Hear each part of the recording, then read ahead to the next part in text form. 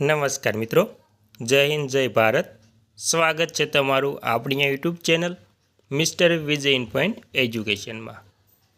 તો વાલા દર્શક મિત્રો, ગુજરાત રાજ્યના જે નિવૃત્ત કર્મચારીઓ છે તેના માટે ખૂબ જ સારા સમાચાર સામે આવ્યા છે.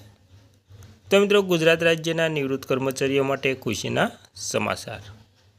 તો મિત્રો, ગુજરાત રાજ્યના સેવામાંથી સેવાનિવૃત્ત થયેલા એટલે કે ગુજરાત રાજ્યની સેવામાંથી સેવાનિવૃત્ત થયેલા પેન્શનરો માટે ખૂબ જ અગત્યના સમાચારની વાત કરીએ તો તેમાં જે કર્મચારીઓ છે તેમને મોંઘવારી ભથ્થું એટલે કે 58% તરીકે મોંઘવારી ભથ્થું મળે જ છે, તે સૌ જાણો છો.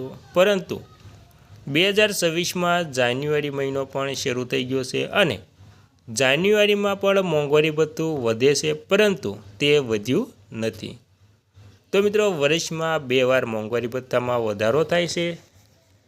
તો 2025માં પણ 2 વાર મોંઘવારી ભથ્થામાં વધારો થયો હતો. તો જુલાઈમાં જે મોંઘવારી ભથ્થું હતું તે જુલાઈમાં 58% તરીકે મોંઘવારી ભથ્થું વધ્યું હતું અને હવે 2026 શરૂ થઈ ગયું છે. તેથી 2026માં જાન્યુઆરીમાં મોંઘવારી ભથ્થું વધવાનું છે. તેના આધારે પેન્શનમાં પણ વધારો થશે.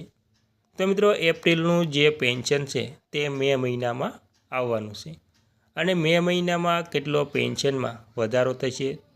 તો મિત્રો, મે મહિનાની વાત કરીએ તો જે તમારું પેન્શન આવવાનું છે તેમાં જો મિત્રો તમે મેડિકલ એલાઉન્સ લેતા હોય તો મેડિકલ એલાઉન્સમાં ₹1000 મળે છે, તે તમને મળવાપાત્ર જ રહેશે. એટલે કે મૂળ પેન્શન જે છે તેમાં ₹1000 મેડિકલ એલાઉન્સ ઉમેરાશે.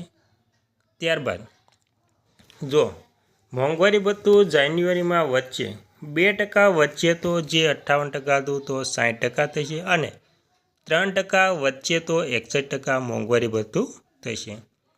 જો મિત્રો 2% વધશે તો 60%ને આધારે તમારે મૂળ pension plus medical allowance plus જે જાન્યુઆરીમાં મોંઘવારી ભથ્થું વધશે તે જે 60% છે તો તેના આધારે અને બાકી જે એરિયસ હશે તે પણ મળવાપાત્ર થશે. તો મિત્રો, આવી રીતે એપ્રિલનું જે પેન્શન છે તે મે મહિનામાં કુલ જે પેન્શન મળશે તેમાં તે પ્રમાણે વધારો જોવા મળશે.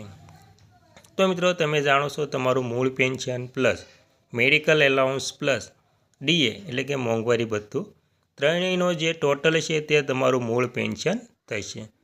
અને મિત્રો, ખાસ જો તમે તેમાં કોમ્યુટેશનની રકમ કપાત કરતા હશો તો તે કોમ્યુટેશનની રકમ પણ કપાત થઈને તમારું પેન્શન મે મહિનામાં એપ્રિલનું આવશે મિત્રો.